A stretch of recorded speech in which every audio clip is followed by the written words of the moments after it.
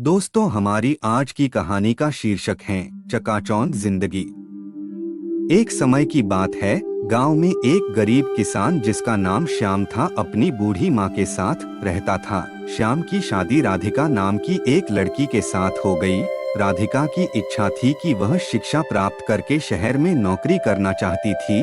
श्याम ने कभी शिक्षा नहीं पाई थी, लेकिन वह चाहता था कि उसकी पत्नी राधिका को पढ़ाई का मौका मिले और पढ़ लिख जाए तो उसका और परिवार का भविष्य भी बेहतर हो सकता है। श्याम ने राधिका से मिलकर अपनी इच्छा साझा की और उसे पढ़ाई करने का समर्थन दिया, परंतु इसके लिए राधिका को शहर जाना पड़ेगा और पैसा भी लगेगा।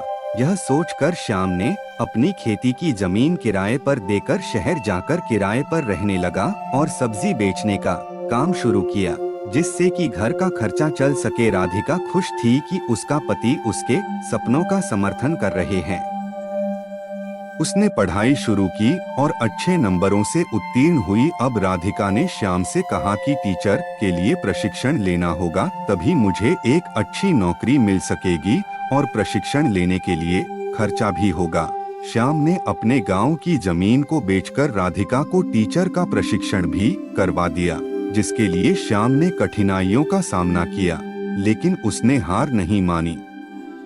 अब श्याम अपनी पत्नी के लिए नौकरी ढूंढने के लिए उसकी मदद करने लगा और एक दिन राधिका को शिक्षक की नौकरी भी मिल गई, लेकिन वह दूसरे बड़े शहर में थी। श्याम ने राधिका को उस बड़े शहर में एक कमरा किराए पर लेकर दे दिया और कुछ पैसे भी दिए, जिससे कि वह अपना खर्चा चला सके। फिर श्याम अपनी माँ के पास वापस आ गया और अपना सब्जी का काम शुरू कर दिया। राधिका जिस स्कूल में शिक्षक थी, उसकी मुलाकात एक पुरुष शिक्षक अरुण से हुई और उससे राधिका की अच्छी दोस्ती हो गई। राधिका इसी दोस्ती के कारण श्याम से दूर होती चली गई और श्याम को फोन करना भी बंद कर दिया, और जब श्याम फोन करता था तो फोन को काट देती थी। राधिका का यह बदलता व्यवहार श्याम को धीरे धीरे समझ आने लगा, जैसा कि अक्सर वे शहर में सुनता था। उसने जान लिया कि राधिका उसके बिना ही किसी और के साथ रिश्ते में है। एक दिन जब श्याम अपनी दुकान पर सब्जी लगा रहा था तो अचानक राधिका अपने नए दोस्त अरुण के साथ गाड़ी में आती है और श्याम को एक पेपर देकर कहती है, यह तलाक का नोटिस है, इस पर अपने हस्ताक्षर कर दो, मैं अब तुम्हारे साथ रहना नहीं पसंद करती। श्याम ने जब राधिका के मुख से यह बात सुनी तो एकदम खामोश हो गया, क्योंकि अब श्याम की पूरी दुनिया उजाड़ चुकी है। ना ही गांव में उसकी खेती की जमीन बची, ना ही उसकी पत्नी उसकी रही।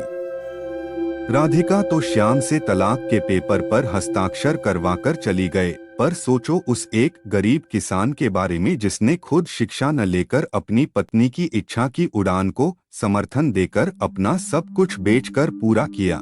आखिर श्याम को मिला क्या? केवल खुद से नफरत, क्योंकि उसने आंख बंद करके पत्नी पर भरोसा किया। यही उसकी एक भूल थी, इसीलिए श्याम ने उस तलाक पर हस्ताक्षर किए, क्योंकि श्याम ने अपने परिवार के लिए सपने देखे थे जो आज चकनाचूर हो चुके थे।